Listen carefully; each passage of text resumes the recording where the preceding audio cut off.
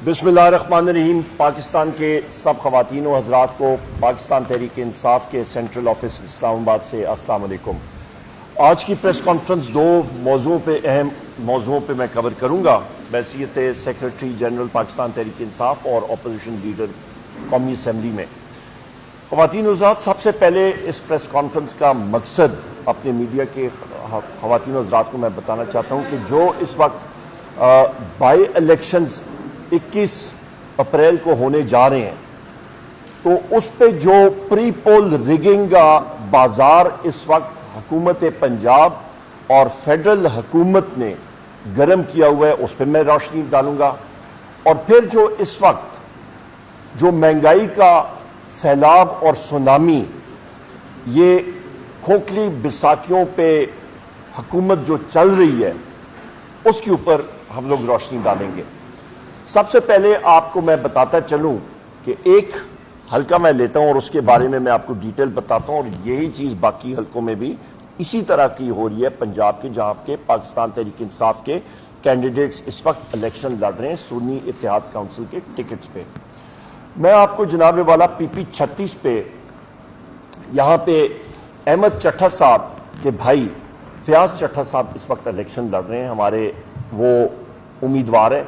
ये seat PP 36 Ahmad चट्टा साहब ने 38,000 से ज़्यादा की लीड से जीती थी, और क्योंकि वो कौमी असम्बली में मेंबर बन के उन्होंने ओथ ले लिया, हलफ ले लिया, विकेट हुई और इलेक्शन वहाँ पे चल रहा है।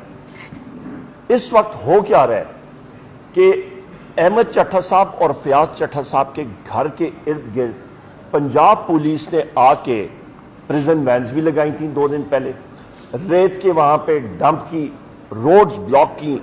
अहमद चट्टा साहब को उन्होंने जाने नहीं दिया अदालतों में। फयाज चट्टा साहब के वो पीछे पड़ी हुई है पंजाब पुलिस। और एक जगह है वहाँ पे अलीपुर, वहाँ पे उन्होंने रैली के लिए अप्लाई किया, रैली नहीं निकालने दे रहे हैं। 3 दिन के लिए उन्होंने सब कुछ बंद किया हुआ था उनके हल्के में। PTI के लोगों को टारगेट कर रहे हैं, ज़दोकोप कर रहे हैं। 250 से ज़्यादा तहरीक इंसाफ के हमायत याफ्ता या उनके वर्कर सपोर्टर्स, हमारे उनकी मोटरसाइकिल उन्होंने जब्त कर ली पुलिस ने।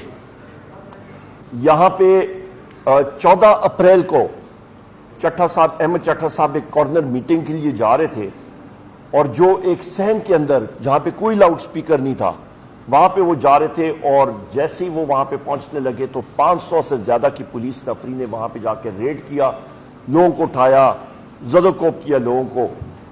RPO गुजरांवाला, अभी ये आप एक ट्रेंड देखें, जो बैसाखियों पे चलने वाली दीमक ज़दा बैसाखियाँ मैं कहूँगा, जो पंजाब हुकूमत है जिसकी सो कॉल्ड चीफ मिनिस्टर जो है वो मरियम नवाज है, और जो डॉक्टर उस्मान है जो कि एक करप्ट आदमी है और जो कि अपनी पुलिस फोर्स का तहफ़्फ़ुज़ भी नहीं कर सकता, तो उसने जो PTI के साथ जुल्म सितम किया वो सारों के सामने है।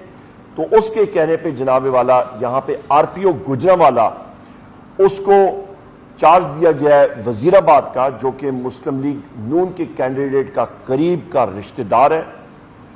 DG anti corruption Suhail Zafar Chatha है, जो कि हमारे कैंडिडेट के मुखालिफ का, उम्मीदवार के मुखालिफ का एक करीबी रिश्तेदार है।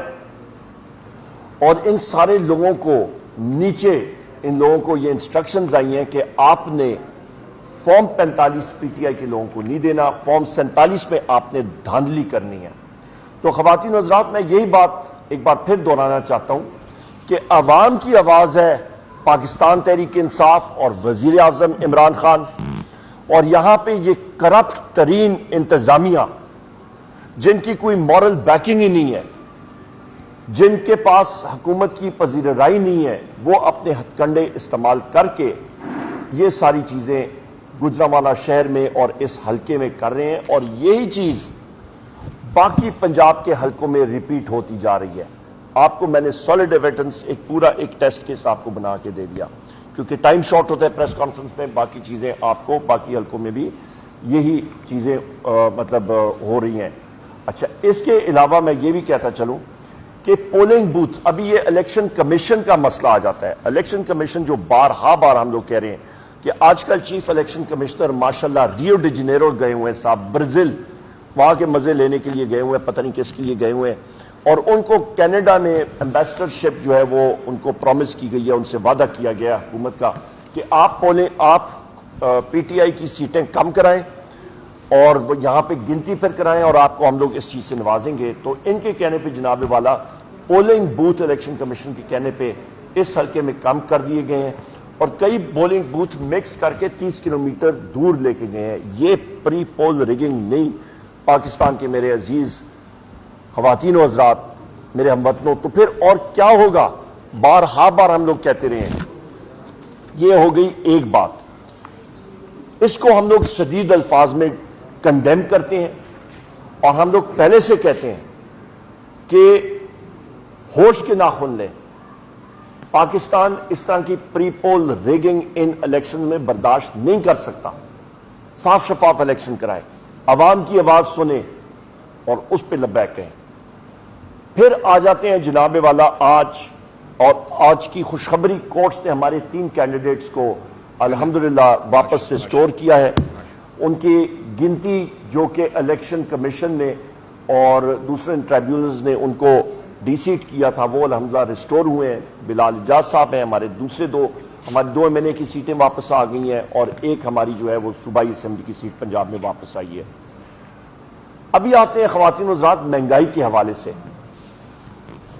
آپ یہ دیکھیں کہ جنرل باجوہ صاحب کے ٹائم پہ، اور یہ نہ آپ کی زبانی ہے، نہ میری زبانی ہے، نہ رؤوف حسن صاحب کی زبانی ہے، کسی کی زبانی، یہ خواجہ آصف کی زبانی، جو اس نے ایک ٹاک شو میں بات کی تھی اور اس نے کہا تھا کہ جنرل باجوہ نے ان سے بات کی تھی تقریباً یہ مارچ یا اپریل 2019 میں کہ آپ کے ساتھ ہم لوگ گفت و شنید کرتے ہیں اور آپ وزیر اعظم عمران خان صاحب کی حکومت کا تختہ الٹیں ووٹ آف کانفیڈنس سے۔